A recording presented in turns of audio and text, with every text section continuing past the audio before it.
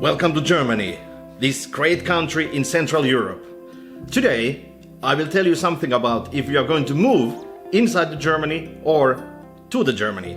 So, hope this is very informative for you. Please like, share and comment. Or, if you have any questions, please have a look down there.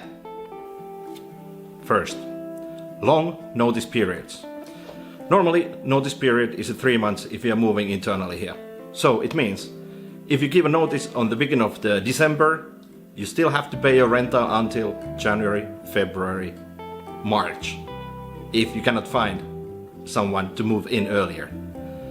You have to do that in a paper version, 2 pieces, the paper called Kündigung, one for you, one for your house owner, and make sure the signature and date. You will need that paper later. Number 2. So when you're moving to your new city, the first thing what you have to do is to visit City Hall. You need to create appointment in advance, that's quite standard, and you have to do the registration Einmeldung. They will give you a paper where they are telling your address and some other information, and you will need that paper for many things. Without that paper, you cannot open bank account, you cannot get the mobile phone connection, the SIM card, or you cannot register your car. Take a copy about that paper immediately. By the way, talking about the car, you have to always also register your car to your new address. All times you have to also buy a new register plate for your cars, but nowadays you don't have to do that. You can keep your old registration plate. But you have to register your car to the new place. Why you have to do so? Well, I can give you 2 reasons.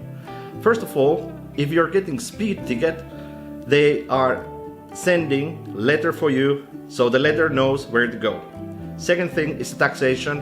So if you change the Bundesland, for example, each of the Bundesland or county have a different taxation for the cars. So that's the reason. Number 3. So there is no standard way how to operate between the cities. So every city has their own rules and every buildings can have their own rules. Everything is still manual. There is no central place in this country where the data is stored. So you have to register for every city, every place is one by one. You have to go to City Hall, you have to go to your electricity company, you have to go your, dentist and so on. I will tell you a little bit more about later about this. And anyway, if you're a foreigner here, you're under special radar all the time. You need to carry your passport or the local ID that you can prove your identity. And one important point is, if you go to City Hall, you go any kind of official place, you have to book your meeting in advance. You have to book your meeting always. By the way, maybe some of you knew already, that Germany is the biggest country in Europe. 83 million people. Germany is also the country in the center of Europe where other people want to come here, live and work, and study as well. But which country the most of the people are moving to Germany? Do you know that? I can tell you. The biggest immigration to Germany is coming from Romania, then Poland, and the third one is Bulgaria. And more than 1 million people are moving to Germany as an immigrant every year. And a little bit less than 1 million are moving out, which means, practically, Germany is growing. Number 4. By the law and the regulation, you can be a member of only one social security system here in Europe. So in this case, in Germany. This means you will have a social security card, which we are showing every time when you visit the doctor or the dentist. And by the way, every person needs to have a Hausarzt, the home doctor and home dentist. It's also by law, and you have to find that by yourself. It can be a little bit challenging sometimes if you don't know where they are, but practically you can find those from here and there in the cities. There's usually quite a good selection, but you have to do it by yourself. And whatever reason you have to visit the doctor and the dentist, you have to go first to your home dentist or the home doctor, and if you have something else, for example, you need to have an x-ray or something, then that guy is sending you to the specialist or the bigger hospital to do so.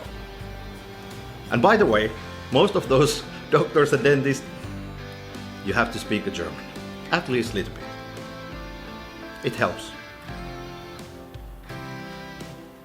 Then number 5.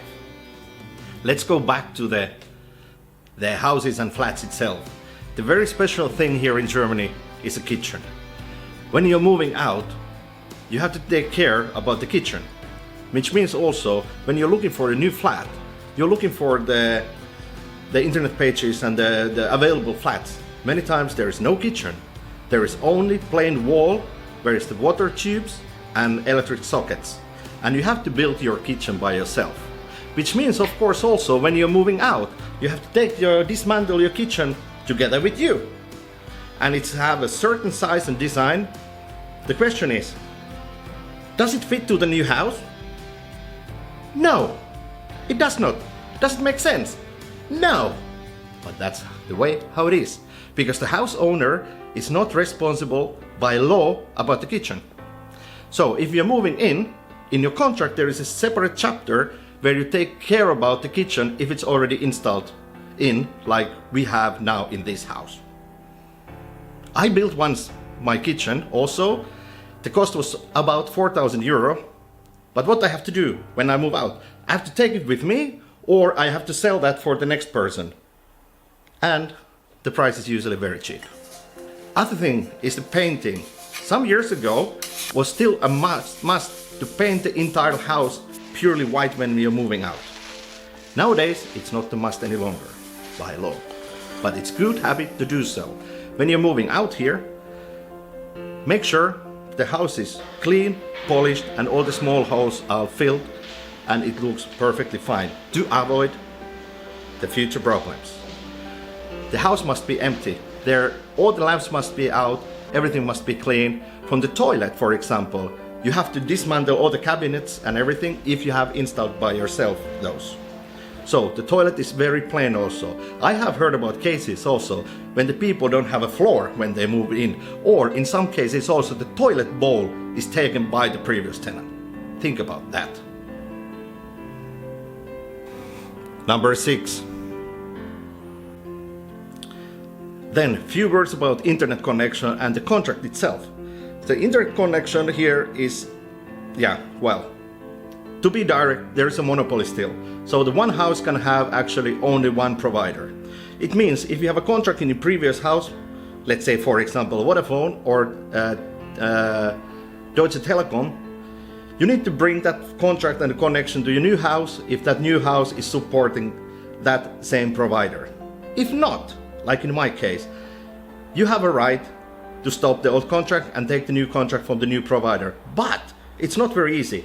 I can tell you, I called several times one of these bigger operators. Let's say the first letter is D. So they really try to make it almost impossible to cut off the previous contract. Even I had the legal way to do so. They transfer my phone call from person to person to person, and 3 times, end of the discussion, just hang down. Fantastic. Good service. And let's go down to the actual rental contract if you rent a house here. The pricing is interesting.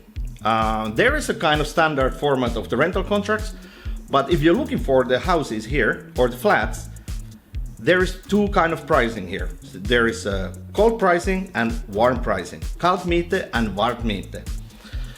So they are always telling you a cold rental price. For example, they're telling, okay, your monthly rental is 490 euro. But actually, that is only the cold price. The warm price is easily 700. Why?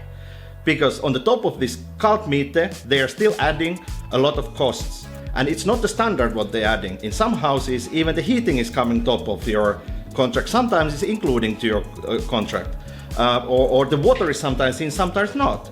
Or the corridor cleaning or the trash can empty process is not there, or sometimes it's not and sometimes it is. So have to be very careful about the pricing. So don't look always the cold meat. Cold rental, not meat. And by the way, there is also some side costs what you have to take care. For example, TV. So you have to pay by yourself the mandatory TV payment, which is almost about 20 euro per month. Hold on, it's more than 200 euro per year for the national TV. Like it or not, watch it or not, you have to pay per house. Number 7. General tips and tricks when you're moving to Germany or internally here in Germany.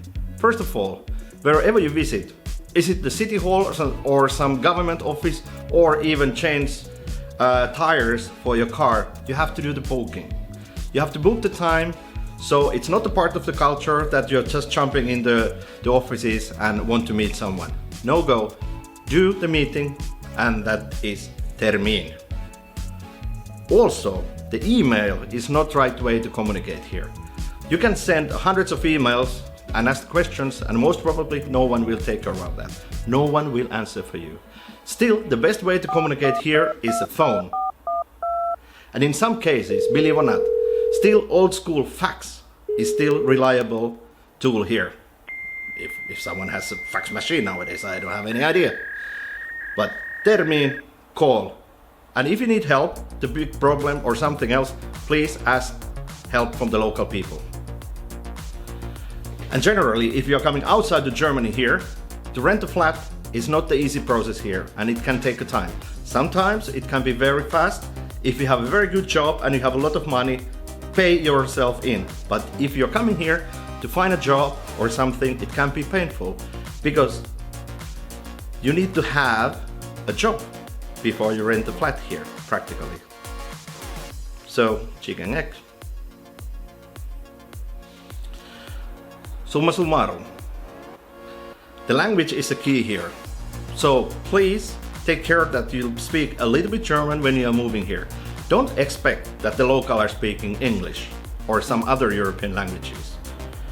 It is your responsibility to survive here.